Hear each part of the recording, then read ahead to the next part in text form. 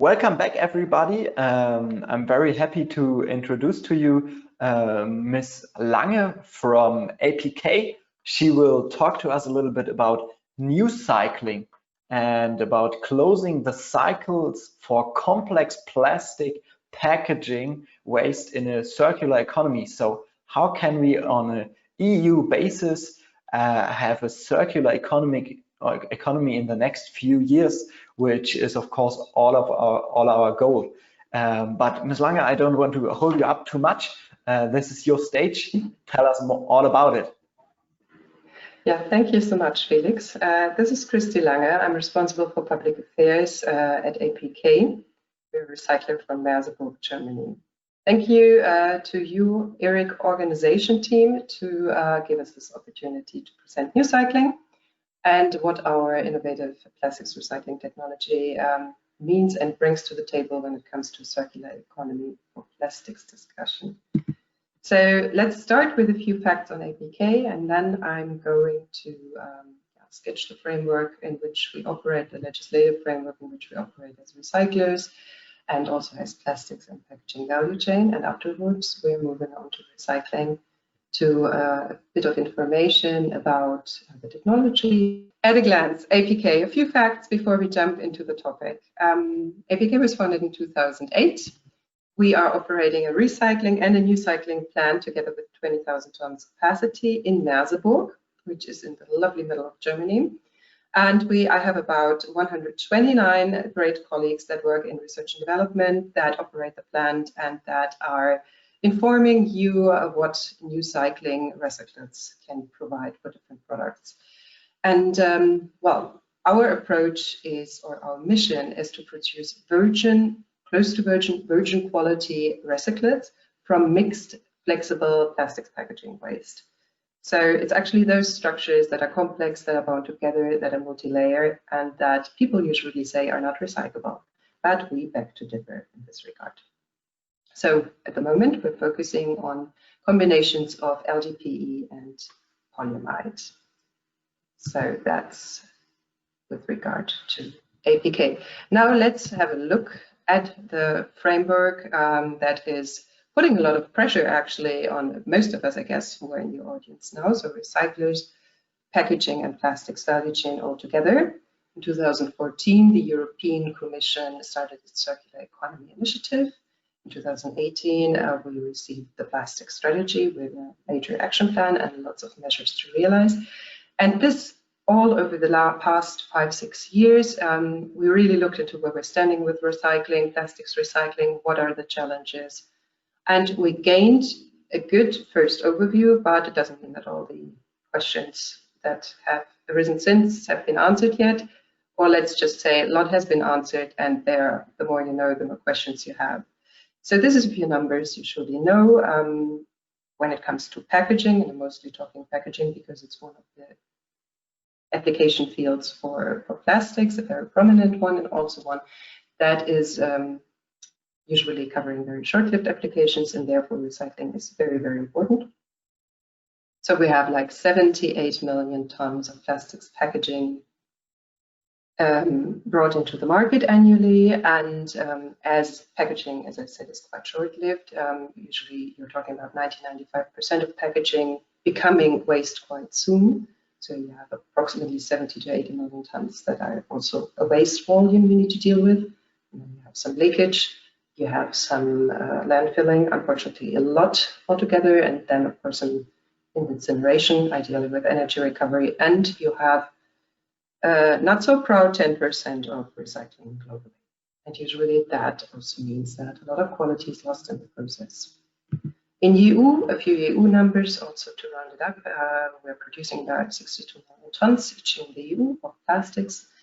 Half of that is becoming waste quite soon, and 18 million tons of that are packaging waste. So we're back to the packaging segment. And in the EU, it looks better with the recycling quota, quite a lot better, but with more harmonized calculation, ways to calculate this percentage, it will probably, it will not be 42% anymore, but a bit lower. And as our target is like 50%, this quite a challenge still out there. So these 8 million tons that are actually going into recycling, this is a great number to know, but what is happening afterwards? So we're recycling 8 million tons, but then, so the cycle is not closed when we're at this stage, right? So let's just see what is actually making us go forward from this point. So this part we're recycling already today. So we're having the plastic strategy and quite a few other initiatives that will now drive change, that will push us to increase recycling targets, that will come towards us with mandatory recycled content targets. We have that already in the Single-Use Plastics Directive for one application field, for one application, the bottle. But there's going to be more, I'm quite sure of that, also mentioned in the Circular Economy Action Plan and in the documents of the Green Deal. And flanked of these ideas about mandatory targets for certain applications, we have also voluntary pledges by the industry, 10 million tons of plastics recyclates to be used in products put on the European market by 2025. And this all sounds like a great plan. But frankly, I would rather see it as a Green Deal letter of intent, because there are so many open questions and we need to clarify them before we can really reach these declared goals and even go beyond them in the future. So if we want to achieve a circular economy for plastics, some of the key questions that we need to answer and that are currently worked on or that we have not addressed yet, I listed here. And also I must say it's a very good time to actually take a step back and to assess where these past years and this growing pressure and all the discussions and initiatives that have started have brought us. Are we going to the right direction? Are we probably missing something? Yeah, as I said, the more you know, the more questions you have. So, for example, if we have these 8 million tons that we're recycling, so how much is coming out of that? What's the quality? What are our intended end markets actually? And what demands specific product requirements are they putting out there and which we need to fulfill? I know these are questions definitely that are being looked at by the Circular Plastics Alliance, and there will be some great progress in the coming year. But it's really key questions to clarify, because you can recycle all you want, but if you do not reach the quality that there's anybody interested in the end market or can be interested because you just don't fulfill safety requirements or something. So where do we go? We will not make it to circularity. So this is where they're working at, and of course there's a major link to product design. So how can we make products fitter for recycling? But frankly, this is one of the major pathways that are solution approaches where people are looking at. Let's redesign our products. Let's make them more recyclable. And yes, it's a major one, and it's very, very feasible for a large part of packaging out there, but it will not be for some. And this is something that is not sufficiently discussed yet. So there are other requirements like performance. There are other requirements like resource use or impact categories. Let's say impact categories, and redesigning to make a product more recyclable cannot impact or cannot affect these other very important categories. So we need to bring them all together. We cannot have a burden shifting along the product life cycle. This makes no sense in a circular economy. So we need to identify for which products redesign is feasible to recyclability, what are the sustainability criteria to do so, and where it is not. So for some applications, you will have a multi-layer structure, complex packaging that is the most efficient option. And so how do you close the cycle there? Well, you need to look into innovative recycling technology. That's actually the second pathway, the second solution approach we need to discuss, and more actively. We cannot postpone this. This needs to happen really in parallel to think about when we're thinking about design for recycling guidelines, because the technologies, if we assess innovative technologies out there, they are advanced physical recycling like our Newcycling, or if they are chemical recycling options. So you need to really assess what these can deliver in the short and mid-term, and what their relevance is in the circular economy for plastics. And if we have an innovative recycling technology, probably when we look at that one, suddenly a recyclable packaging will have a different meaning than a recyclable packaging with mechanical standard technology. Recyclability might be defined in another way suddenly. So we need to be open there. Yeah, and of course, this also has an input, an effect on what we regard as valuable waste input fractions. So basically, we're saying design for recycling is very important, innovation and technologies too, and both needs to go hand in hand. Otherwise, we are limiting ourselves and we're probably taking a detour we do really not need when we want to reach a circular economy for plastics. So much for the framework. And now let's move on to what Newcycling can deliver or share with regard to these open questions. So let's move to one specific example of innovative recycling technology for plastics. Before I jump into what Newcycling is and show you some process slides and so on, I would like to make one statement that is very important to APK, because there's still a bit of confusion out there, and we really do not want to be confused with other technologies. So Newcycling is an advanced physical plastics recycling process. We are not chemical recycling. We are not solvolysis. We are a physical plastics recycling process that has a solvent-based step in its process. There is a major difference. So usually mechanical recycling is compared to chemical recycling. But this is actually a bit apple and pears, because mechanical recycling is one technology and chemical recycling is a whole category of technology. So you have several underneath. So you should actually, or we should potentially discuss physical plastic technologies, plastic recycling technologies, and compare them to chemical plastics recycling technologies. And our Newcycling is in the same category as mechanical recycling. It's just an advanced version. So our Newcycling is building on mechanical recycling pre-treatment steps. So we also have some washing, we have some shredding, etc., some cleaning. And then we have our solvent-based step in which we solve the target polymer. Wait, let me see if I. Oh, sorry for that. Coming back to the process slide in a few minutes. So basically, we are solving the target polymer, and during the solvation step, actually, also contaminants. First, from complex packaging, different layers can be separated. That is very important. Sometimes it's said that multilayer packaging cannot be physically handled in recycling. That is not correct. If you have recycling in the solved state, you can separate the target polymer from other polymers in the packaging, for example, LDPE from PA. And also during this step, we are separating contaminants such as inks, adhesives, organic residues, and so on. So that is why out of this process, a way higher purity recyclates can be realized. So yeah, and basically that is why, with the quality that we are reaching, the virgin near granulate, we can achieve a very close cycle. We're also calling this graph that you see here the closest loop back into packaging. You could also say back into a product, because it doesn't need always to be a packaging.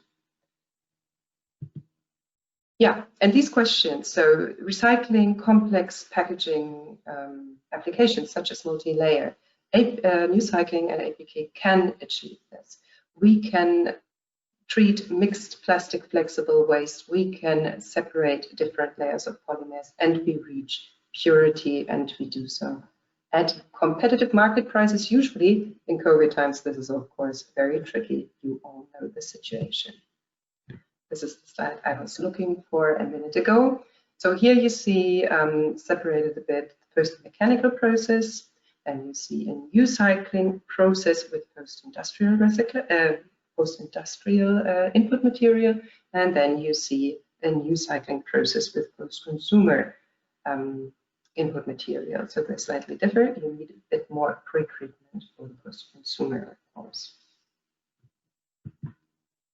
Also, what regards environmental benefits, it's very much important, because other innovative approaches, such as some chemical processes, have a bit of a higher impact in certain environmental categories. And for us, as a advanced physical process, we're kind of retaining the positive, for example, CO2 footprint that also mechanical recycling provides, but we are providing a bit better performance in a few other steps.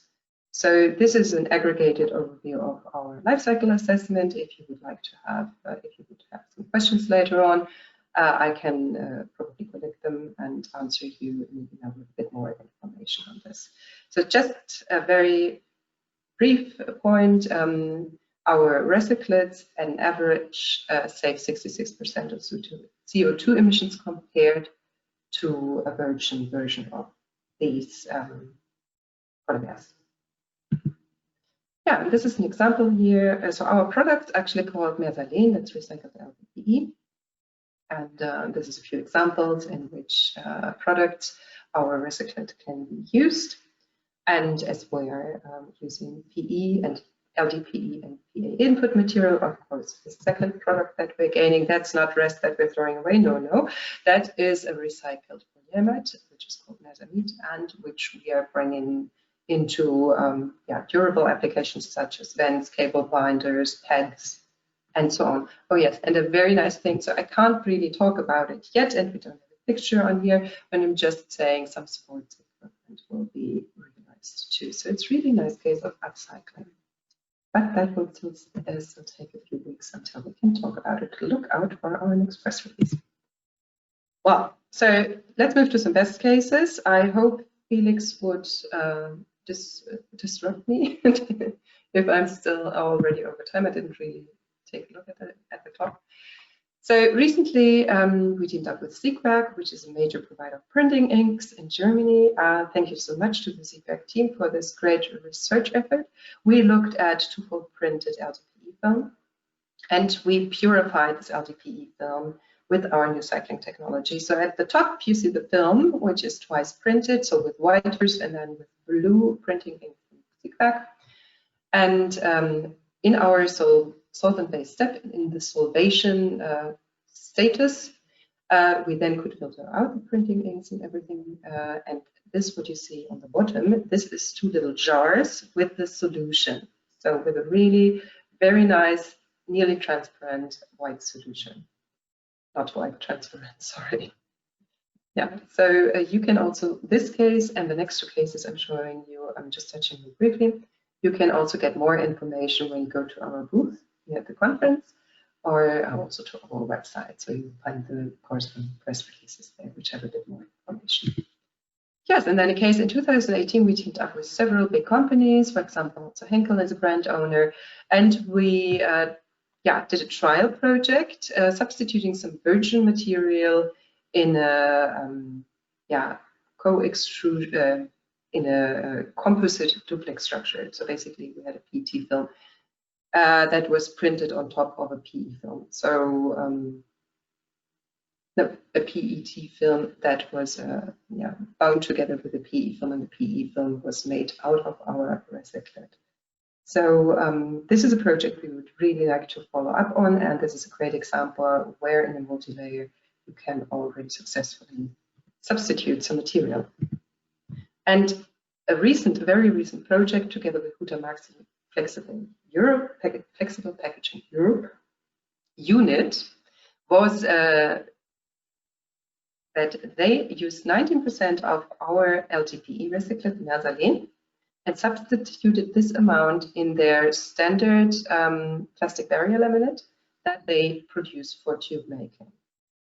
So it's great that they already took this amount. It's not a tiny amount, but they are still very, very ambitious. So we're discussing further. This is the first trial. This is now out with the customers that are going to test it and see if it fits their product. And we hope for some good news in the very close future. So this has been out there for, I think, 3 weeks or so now. We are looking forward to cooperating actually with Huhtamäki on further steps to increase the recycled content, to also move potentially from, for this Mersalene, we use first industrial input material, but Mersalene is also available with first consumer input material. but this wasn't used in the go-to-market case. But we really want to do further trials with go-to-market and see how we can increase the overall share and also move to different input materials. So APK is definitely looking into post-industrial, post-consumer, and also compounds from both streams. So we're really trying to recycle it all, basically. Yeah, so this is my presentation. I would like to thank EREC once more, and I hope you have some questions. And please do not hesitate to visit our booth if you cannot think of a question right now, or if you want very, very, very detailed information. Probably I will need to write you an email to answer it. Yeah, well, that's it for the moment. Yeah, Kristy, thank you so much for the presentation. Thank you for letting us have a look into your mezzanine, your Newcycling process. And yeah, all of you just head over to the booth, ask your questions. Yeah, thank you for the contact data. This I'm sure you will find at the booth as well for everybody. And yeah, I wish all of you a nice day. Thank you, Kristy. And yeah, I would love to have you back for our next webinar, again in German, about steel recycling. And we will start in 5 minutes time. See you then. Kristy, any last words from your side? Oh, just thank you again, and sorry for the technical glitch at the beginning, but yeah, and I hope that the audience enjoys the rest of EREC for the rest of the week. Bye-bye. Bye, thank you.